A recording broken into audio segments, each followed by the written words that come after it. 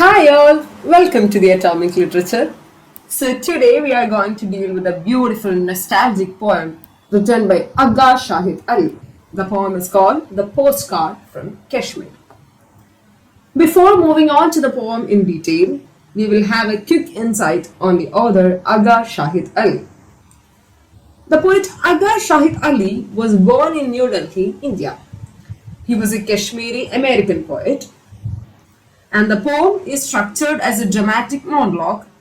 Dramatic monologue means a single character or a speaker, and here the speaker expresses the innermost thoughts to an invisible audience, and the speaker of the poem looks at a postcard from Kashmir which bears a picture of Himalayan landscape. As they look at the postcard, they are flooded by nostalgia and a yearning for the homeland they left behind. They use a series of images to describe their relationship with Kashmir.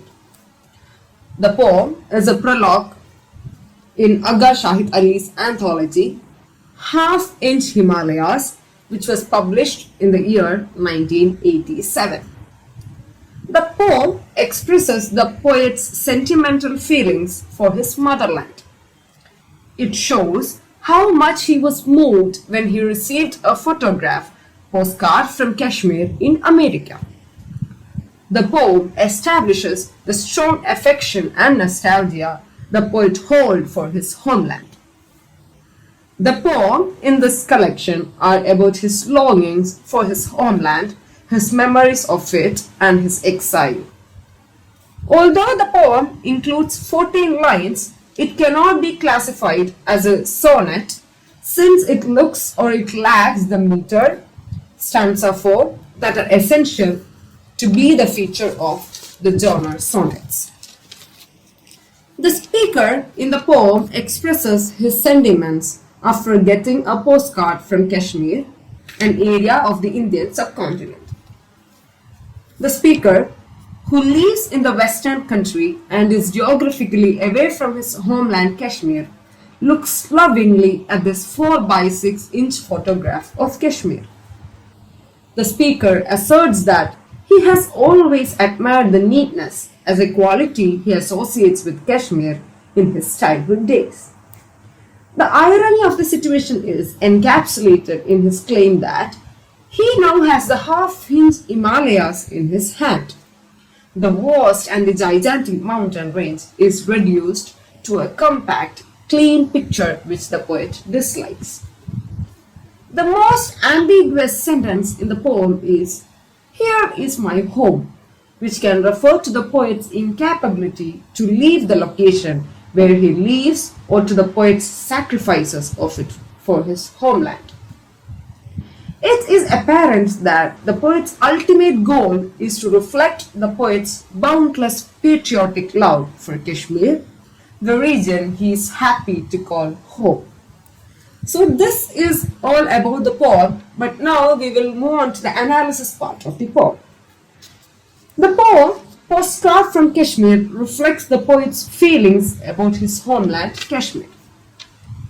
It exposes or it juxtaposes the poet's remembrance of his home with a photograph. He is reminded of his home in India when he receives the postcard. Obviously, he is not at home and is in a distant place.